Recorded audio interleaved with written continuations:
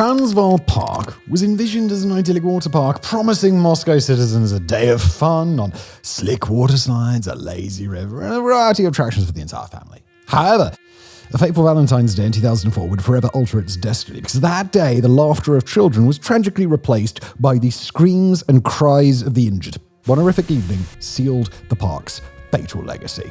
The most harrowing part is that it was all completely avoidable. So what exactly turns this beloved family attraction into a scene of rubble and blood? Who was to blame for the disaster? And why did no one ever face any jail time for it? Well, today we're reopening a 20-year-old conspiracy, because this is Transvaal Waterpark, where safety permits are expensive, but life's cheap.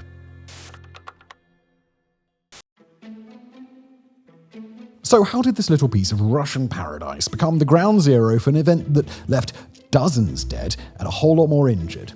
To understand what happened, we need to go back to when the facility was first built. Now, water parks are loads of fun. They offer a safe way to flow through a tunnel at top speeds and land with a splash without the fear of, imminent death or injury. At least most of the time. During the 2000s in Russia, various companies sought to bring the tropical water parks common in hotel resorts around the world to Russia. This new project, named Transvaal Park, was planned as a 5-story building. It would feature a cascading, elegant roof shaped like a whale's tail, constructed out of concrete, steel, and glass. The park opened in 2002 to great acclaim in the Moscow suburb of Yansenivo. At over 20,000 square meters, it was the largest water park in Eastern Europe at the time, complete with everything one could possibly desire. With its tropical African theme, the park featured large slides, a big swimming pool, and even an artificial river for tubing. In addition, it boasted a sports pool, a billiard room, 2 saunas, a bowling alley, a cafe bar, a restaurant, a gym, and even a beauty salon. You know, the sort of place for where you want to have some fun in the morning, but then have a wedding to attend in the afternoon or something. Now we're joking, obviously, but the park was still a major success.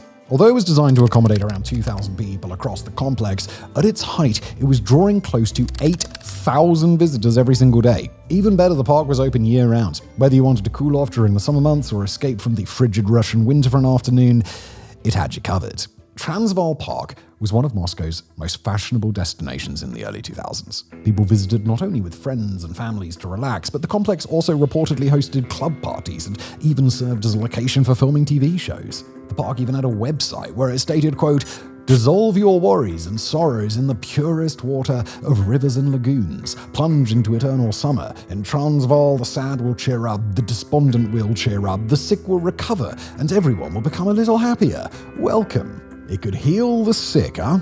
It really did have everything. So, who was actually going to build this magical paradise where people could go to forget about the malaise of living in early 2000s Russia? The general designer was the company Sergei Kiselev and Partners, one of the most well-known and respected in all of Russia. They had handled the design of other major projects in the country, such as the offices of Credit Suisse and Chrysler, the Moscow House of Santa Claus, the Victoria Water Park in Samara, and even the residence of the Russian president within the Kremlin. So yeah, these guys were allowed to design Putin's bedroom. They'd built another water park before, so it's safe to say they were trusted to handle this project. The project's funding came from 3 principal backers. The main investor and park owner was a company called Zhao European Technologies and Service.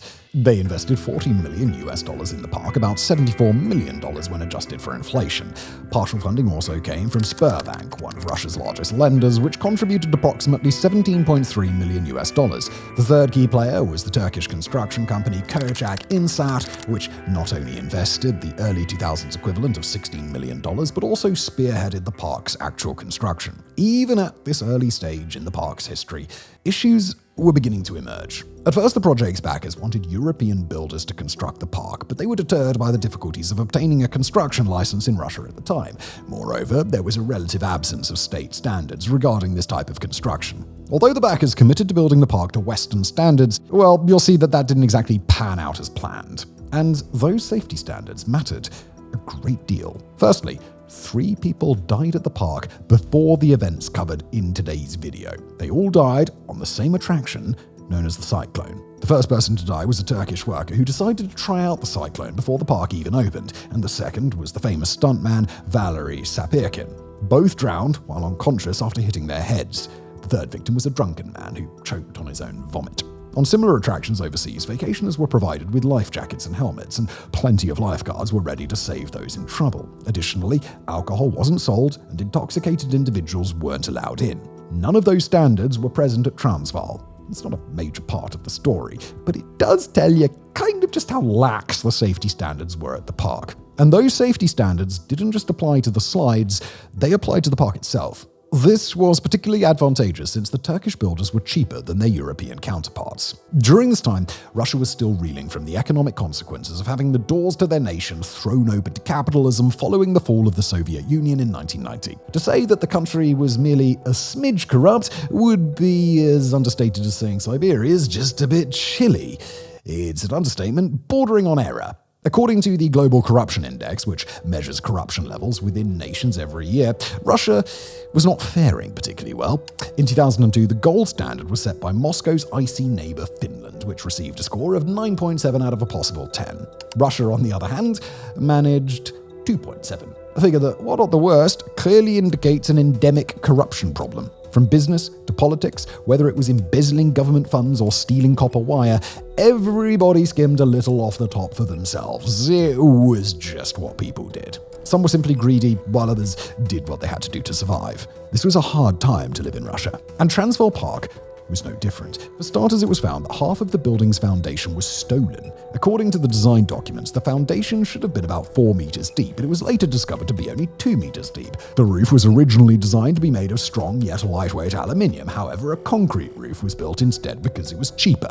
Furthermore, the roof support fasteners were replaced with cast iron ones, which were very difficult to weld instead of using high-strength steel. Across the board, more expensive building materials were substituted with cheaper alternatives, allowing those responsible for building the park to pocket the difference for themselves. Yet the substandard practices went all the way up. Officials had to sign off on every document related to the design and changes in the building materials over a period of 2 years. At the time, the approval for a package of design documents in Russia took 2 years. Each signature carried liability, including criminal liability that was overlooked in order to make construction cheaper and faster. And soon, well, that would spell disaster for the Muscovite visitors. Alright, let's take a moment to revisit February the 14th, 2004. A cold Valentine's Day at Transvaal Park. It was just past 7 p.m, and while children splashed in the shallows, adults relaxed with drinks and merriment.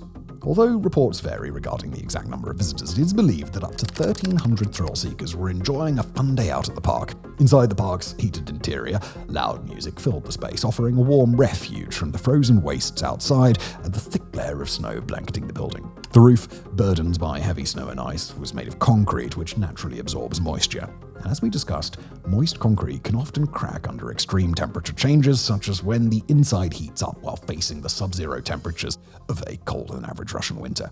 Those directly under the roof never stood a chance, and suddenly a loud noise erupted. A large crack appeared in the ceiling. One of the columns holding up the roof was ripped from its mounts, and everything came crashing down. Tons and tons of heavy metals, concrete, and glass slammed into the water park, striking those who had been enjoying its facilities just seconds before. There wasn't enough warning for anyone to run for cover as the roof caved in, turning what was meant to be a romantic evening dip into a Russian Valentine's Day massacre. Reports differ by news source, but between 270 and 470 people were directly under the dome of the roof, which left a 4,500 square meter gap in the facade above. Car-sized pieces of metal and concrete debris crushed visitors and buried people beneath the water's surface. Directly under the roof, tragically, was a children's pool, one of the park's most popular attractions. 30 lives were lost right there amid a wreckage of twisted, stacked rubble, including 8 children who could not be saved.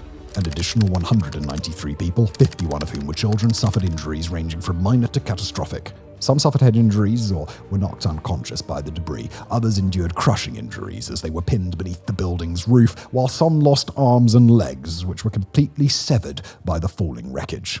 The lights went out when the ceiling collapsed, and people were hurled into darkness, injured, as water, blood, and glass scattered across the landscape. Although many managed to escape the park and reach safety outside, they were soaking wet, covered in blood, and lacked proper clothing. Soon, emergency services had to battle against the onset of frostbite from the frozen Russian environment. It was pandemonium. One man recalled his experience of the event in real time to a Russian newspaper after the fact. We'll quote him here. "I raised my head and saw that the roof above us seemed to swing open inward. One of its wings flew into the pool, creating an artificial wave, while the other came straight at me. I immediately dived into the pool and later surfaced under the bridge. Nearby, a man, pale as a sheet, pointed somewhere with his hand and said, 'My wife was standing there.' Yet at that spot, there was only metal and concrete." Soon after, Russian emergency services rushed to the scene to tend to the wounded. The surrounding hospitals quickly began receiving patients with cuts, bruises, broken bones, and hypothermia. Rescue efforts were slowed down by a number of obstacles. Rubble was scattered everywhere, and it had to be painstakingly cleared as rescuers and paramedics listened for cries and calls for help from beneath it. Meanwhile, the building's electricity was shorted when the roof caved in, plunging the entire park into darkness in the middle of a Russian winter. This made it incredibly difficult to see what they were doing, especially with the heated water mixing with the icy air to create enormous plumes of steam and mist. The temperature, around 20 below 0 Celsius, caused much of the water on the ground to freeze into a slippery frost, further delaying rescue efforts. In addition, rescue dogs that had been brought in to sniff out survivors cut their paws on the broken glass that was littering the floor, rendering them less effective. It was also decided that given the building had just collapsed, the still-standing walls and ceilings posed an active threat to rescue efforts. If the roof had just caved in, who was to say when a freestanding wall or another part of the roof might next collapse, causing further death? As a result, once it was determined that there was nobody left alive to rescue in an area, the remaining walls and ceilings had to be brought down as well. Slowly, rescue efforts continued in this manner for several days. However, not everyone on the scene had the best of intentions when it came to saving the injured and counting the dead. Igor Trunov, a lawyer who would later represent victims after the accident, accused the Russian police at the scene of systematically looting the belongings of victims from the Waterpark lockers. This was Russia in the noughties. Corruption was still rampant, and many saw an opportunity to take items that the injured or deceased wouldn't miss. Had the Russian police focused on doing their jobs instead of stealing shit from innocent victims, rescue efforts might not have been so slow, and more people could have been saved. Rescue operations were eventually called off on the morning of Monday, the 16th of February, as the screams and cries from beneath the rubble had ceased. By that point, the chances of anyone surviving 2 days while frozen, wet, naked, injured, and exposed to the elements was virtually zero. Shortly afterwards, an investigation was initiated by the Moscow prosecutor's office, and a conclusion was reached rather quickly. Errors in the design of the building's roof were to blame. But it wouldn't be quite so simple as that. People still had to answer for what had happened here, and everyone involved seemed determined to ensure that their necks wouldn't end up on the bloody chopping block. And soon, a massive miscarriage of justice would prove that the system was just as shoddy as the Transvaal Park's roof. Immediately in the aftermath of the collapse of the Transvaal Park roof, the Russian water park became more like a Russian circus, just with fewer bears. People scrambled to find out what the hell had occurred to cause the deaths of dozens and the injury of many more. It was later revealed, in several leaked independent construction assessments, that an explosion had occurred in the park just before its collapse. Nadar Koncheli, the noted Russian architect and designer of the park, appeared eager to deflect blame and claimed that the accident was the result of a terrorist attack, a narrative the authorities initially supported. Just a week earlier, a Moscow subway car had apparently been bombed by Chechen terrorists, killing 41 people. From an external perspective, it was easy and believable to assume that a similar event had taken place at Transvaal. But according to eyewitnesses, there was no explosion. After several examinations on the ground, nothing was found resembling a terrorist attack. In cases of terror bombings, forensic scientists are often capable of finding fragments of the original explosive device and reconstructing it to understand how it was created and designed, a process that can provide the police with significant insights into the nature of their suspect. However, as far as we could determine, no shrapnel was found either on the ground or embedded in people that could have originated from a bomb. Had it been present, it would have been scattered everywhere, even if only in small places. That's just how bombs work. Moreover, nobody suffered injuries consistent with explosions. Instead, the injuries observed were consistent with a concrete roof falling on them. So why did the independent reports point toward terrorism? While we cannot know for certain, what we do know is that this conclusion was unlikely to be based on the available evidence at the time. In the years since, some have asserted that the idea of labeling the collapse as a terrorist attack originated with those who had a vested interest in concealing their roles in the building's roof collapse. If it were truly an act of terrorism, no one would need to be blamed for signing forms that they shouldn't have, for the cost-cutting measures, or for the rampant corruption that accompanied Transvaal's construction. It may be that those independent assessments were not entirely independent at all. Revealing the true cause of the destruction might have pointed the finger squarely back at them. Alternatively, perhaps those working within the notoriously corrupt Russian system at the time did not want the true story exposed, fearing it would cause national embarrassment. It's also possible that the characterization was nothing more than paranoia in the wake of a recent terror attack in the city, or simply a case of regular old denial. Whatever their motives, it is clear that some people deliberately tried to hide what had happened. But it's not easy to sweep a collapsing roof under a rug, and investigators started to dig deeper. So, what really happened? Well, it was a multitude of factors. Firstly, as we mentioned prior, the concrete roof, which was supposed to be made of aluminium, absorbed moisture from the humid environment of the indoor water park. Because it was hot inside and cold outside, the structure's integrity suffered. The temperature in the park's dome was around 30 degrees Celsius, while outside it dropped to -20. A temperature difference of 50 degrees Celsius is going to wreak havoc on any structure, even those specifically designed with the right materials to handle it. And of course, Transvaal was not designed with those. Or it was designed with those, they just weren't used. These temperature fluctuations likely also affected the metal in the roof, causing it to contract and expand with the changing temperatures. Furthermore, the metal used in the roof was vulnerable to the water and chemicals present in the park, leading it to corrode and rust over time, which weakened it significantly. But the designers anticipated that such issues might arise and added redundancies accordingly. Ventilators were an integral part of the design, and under ideal conditions, they would have reduced the air temperature inside the dome, recirculated the air, and removed condensation. All these functions would have mitigated the moisture and temperature problems that ultimately caused the roof to cave in. However, the ventilators simply weren't turned on. It was as if they'd been installed merely for show. Additional blame was directed toward the Turkish construction company because of several other factors. There were design changes and the use of cheaper materials. Even those less expensive materials were further diluted for profit. It is alleged that sand was incorporated into the concrete mix to cut costs, which, if true, would have compromised the structural integrity compared to a standard concrete mix. Mr. Trunov, the victim's lawyer, explained just how far-reaching the whole charade was, stating as he put it, quote, "All the facts of the violations are recorded in the materials of the criminal case. There are a huge number of them." However, the blame can't lie solely with the builders. The investors financing the project were eager to launch it as soon as possible, whether to start making a profit or just to sell it outright. Russian architect Viktor Ovsinkov summed up the sentiment perfectly when he remarked, "The quality of construction work in Russia is very low. The most important thing in Russia is to build something and sell it as quickly as possible, and no one's bothered about what happens further down the line." Now, the desire to make money quickly was exacerbated by corrupt officials who accepted bribes from investors in exchange for passing inspection results.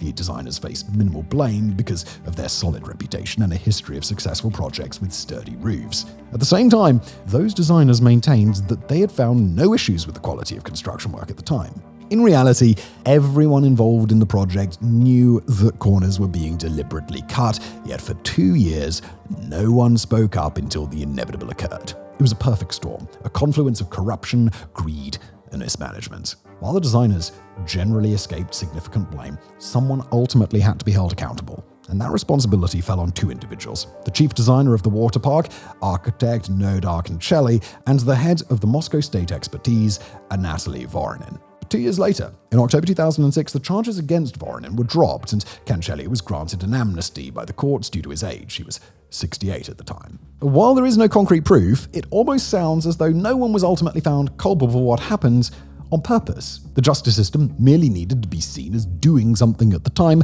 only to have the case quietly dismissed years later when public memory and concern had faded. This left the victims without any closure or justice for what they had endured. After the case was closed, no one was ever truly held accountable for what happened at Transvaal. There were no repercussions for the investors and their greedy practices, the builders and their shoddy workmanship, the designers who allowed unauthorized changes, the officials who falsified reports, the police officers who either looted the victims' belongings or botched the investigation, nor the government that allowed everything to go unanswered. People were outraged, yet their anger only raised more questions. After all, the true purpose of a system is revealed by its actions. Mr. Trunov stated it best and did not mince words. We'll quote him here. Transvaal is, of course, a disaster that characterizes the legal system of today. The lack of independence of the court, the quality of the investigation. A large number of Muscovites died. A huge number of violations were recorded on the part of both officials and entrepreneurs. But the investigation of this criminal case was deliberately conducted so weakly that it began to fall apart in court and it was closed. So, what was to be done? Well, we wish we could say that this story had a happy ending, but it's more of a silver lining on a really dark cloud. Legal counsel, Mr. Trunov, managed to win about 20 cases that provided the victims with compensation, though it could never truly replace what they lost that day. One of the victims, Tamara Papachvili, had both of her legs amputated as a result of the accident, and in the ensuing aftermath, she received no support until her case was won. Vika Smirnova was a child who was orphaned by the reef's collapse when it killed her pregnant mother. Additionally, Yulia Milagrovskaya lost both of her parents, and Larissa Gaziva lost one of her two sons. This wasn't just an incident involving faceless victims. These were real people with real stories whose lives were irreparably changed by the events of that day. Many of them were left with very little or nothing at all after the lawsuit. And the sums people would receive from said lawsuit were pitiful, bordering on the insulting. Victims could receive up to 500,000 rubles, that's roughly $17,000 in 2004, which would be around $29,000 today, and that was on the high end, with many receiving much less to barely get by as their lives and families were changed forever. Some were also provided with monthly supplies of medicine and care, as well as a small monthly sum for those who had lost their family's main breadwinner. However, it was hardly enough given the scope of the disaster and the lack of culpability shown. And Mr. Trunov would go on to mention that bailiffs would be late with payments too. People were just left behind. In the end, Trunov and some of the victims filed a complaint with the European Court of Human Rights back in 2008, citing both the poor quality of the criminal case and the evasion of responsibility by all parties involved. However, we were unable to find any result of this. Either it was filed but not accepted, or it was withdrawn without ever resulting in a judgment. For the victims, that's where the story ends, in a miserable well of unfairness compounded by trauma, loss, grief, and helplessness. And it would, for the most part, also spell the end for the perpetrators of the whole charade. Whether you blame the designers, the builders, or those in between who allowed corrupt building practices to turn the park deadly, none of them would ever see any real justice. The reality of where the blame ultimately lies, that's complicated. It rests on those who didn't speak up when they knew their actions would put people in danger, on the investors for allowing it to happen by failing to insist on better standards, and on the builders themselves for going along with it. Having Nodar Cancelli, the designer, be tried and then conveniently granted amnesty for his old age just speaks to the idea that the system needed somebody, anybody, to blame. Mr. Trunov seems to think so too, laying the blame at others' feet instead. Quoting him here, "In my opinion, Cancelli is more of a scapegoat than a real culprit. We have a huge number of officials who supervise and control compliance." End quote. It's hard to determine just how culpable he was in all of this. If Transvaal Park had been built exactly to his specifications with the materials he had outlined in the design, perhaps it would not have collapsed. Or perhaps it would have collapsed regardless. 2 years later, in 2006, the roof of the market in the outer Muscovite district of Basmani, built in 1977 and also designed by Cancelli, collapsed. It happened on February the 23rd, almost 2 years to the day after the Transvaal disaster. That roof's collapse killed at least 65 people and left 30 injured. Although Cancelli was eventually cleared of blame in that case as well, it hardly reflects well when two buildings you designed experienced roof failures within just a few years of one another. Perhaps some of his buildings were simply susceptible to structural problems when mismanaged. At the time, it was said at the event that the collapse was the result of gross violations of the building's operating rules. And, well, where have we had that before? Nodar Cancelli continued to deny his guilt until the day he died in June 2015. Meanwhile, the park itself was shut down with a new complex built on top of it in 2013. Later, a chapel commemorating the loss of life was established on its former premises. This case raises many interesting questions. Who's ultimately to blame when the system fails at every level? How are victims supposed to move on without justice? And why do some tragedies receive so much attention while others are quietly dismissed at every opportunity? Overall, Transvaal wasn't just a tragedy, it was a deliberate one. It served as a symbol of the corrupt culture of the time in Russia, a corruption that has proved pervasive to this day. It was also a preventable situation driven by greed and fueled by those who looked the other way resulting in the loss of life and limb for people who simply didn't deserve it. And it was above all else a callous act. Those who had done wrong hid behind bureaucracy, leaving victims behind and abandoned by a system that simply wanted the world to forget about it. But we can't forget, and we certainly can't forgive, because justice was never served for those who died. And if nobody's guilty, then everybody is. Thank you for watching.